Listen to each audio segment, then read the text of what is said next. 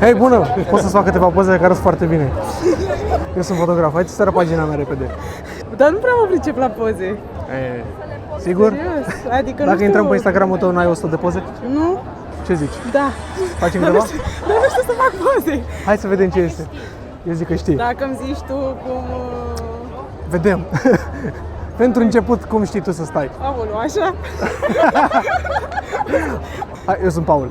Teodora. Pare bine, Teodora. Hai să le facem aici, repede. Aoleu, Uite așa pe centru să se uite toată lumea. Așa?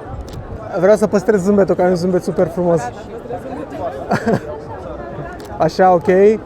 Ce te face pe tine fericită? În primul rând, experiențele mișto astea.